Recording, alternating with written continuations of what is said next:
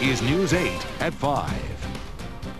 Coming up new tonight at 5:30, a long ride home is coming to an end. A Southern California couple is back in San Diego after a trip around the world. Bicycle, bicycle. I want to ride my bicycle, bicycle, bicycle. I want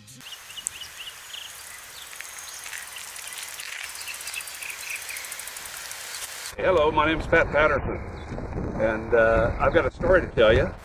Back in 1987, I left reality behind and chose adventure. The result? Bicycle rides that took 7 years of my life. I visited 6 of the 7 continents. I got a bike's eye view of 81 countries and the peoples of the earth. Oh, and along the way I pedaled more than 60,000 miles. All this wasn't without cost, above and beyond the money. My wife, my business, illness, even an armed robbery, just to name a few. Bicycle, bicycle. My first taste of this kind of world travel occurred in 1985 when my wife, at that time, Victoria, and I took a vacation to China. It was a tour, but unlike any of our past trips, we didn't go by bus or boat. This time, we went on bicycles. It was an instant love affair for me. I felt freedom, seeing, feeling, touching, even smelling things that I'd never experienced on typical vacations. In retrospect, I believe the idea was born in 1979 when my 19-year-old son, Ron, died. Oh, it was nothing heroic, nothing traumatic like an accident, but it was swift. An aneurysm, a blown artery, swept him away instantly. Nobody ever said that life would be easy. After the initial grief, I began to ponder my own life. I owned a successful realty firm in California, but I felt that my purpose in life had to be bigger. Bigger than business, bigger than making lots of money. I wanted a dream. I wanted a dream that was fulfilling, but I never dreamt that it would eventually consume my life.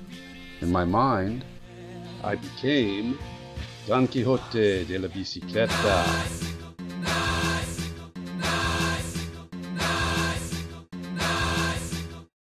Obviously, I fell in love with cycle touring, so much so that I rode around the world twice. During that first ride, that was 1988, 89, and 90, I was only 48 years old when I started.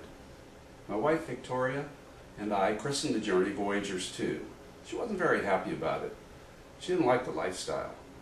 Second time around, at age 62, from 2002 to 2006, was quite a different experience. My new cycling partner and current wife, Kat, loved the physical, the mental challenges, and we dubbed ourselves WorldRiders2, and I then became part of that elite club who cycled around the world twice.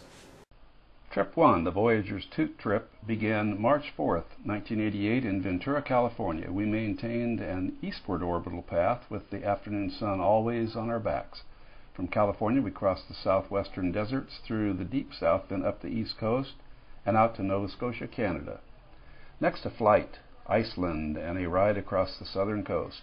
From there to Inverness, Scotland, through London and down the east coast and across the English Channel. In Europe, through France, Switzerland, Italy, and Yugoslavia, then Romania, and we crossed into the Soviet Union on April 21st, 1989.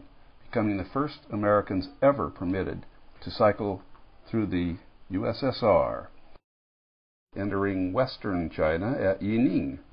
I had to fly from there to Kashgar, located at the foot of the Himalayas. Then, climbing up and over 16,000 feet, I crossed from China into Pakistan. Across Pakistan into India through the Punjab region, where my daughter Stephanie, 18 at the time, joined me for 3 weeks of cycling into Nepal, to Kathmandu in the shadows of Mount Everest. Solo again, I headed for Tibet, where I found that the Chinese government had withdrawn my permit to cycle. I was forced to get to Lhasa by jeep, where I was flown out to Chengdu, China, again onward through China's mainland, then up the length of Japan. A flight to Alaska, a mere 1,500-mile ride down the west coast of Canada and the USA, and I'd come full circle, back home to Ventura, California in October 1990, just in time to celebrate my 51st birthday. 2 years and 7 months, 18,234 miles later. Trip 2, the WorldRiders2 trek, began from the same area in Southern California on April 12, 2002, at the ripe young age of 62. This time, the U.S. route took a northerly course, leaving Oxnard, California, north to San Francisco, then eastward through the northern Rockies and the Midwestern states and out to Quebec, Canada. Another flight soared us to the coolest place on earth, Greenland. The next leg took us through the Scandinavian countries, and after biking the frozen north, we needed a change, a thaw-out, so we flew to Lisbon and basked in the warmth of Portugal. We drove back to Finland and resumed our trek into Russia, Poland, and the Baltics, then Western Europe through Germany, Belgium, France, and Spain, and we crossed the Strait of Gibraltar to Morocco, cycling down the west coast of Africa with a crossover to Kenya, then down through Tanzania and Zimbabwe to South Africa. From there, we hopped to South America, where we visited almost every country. We traversed Central America and Mexico. We even spent 3 weeks cycling through Cuba. We were back in the good old USA and home on March 11, 2006. During this 4-year adventure, we visited 57 countries and rode more than 23,000 miles. You know what? I'm ready to go again.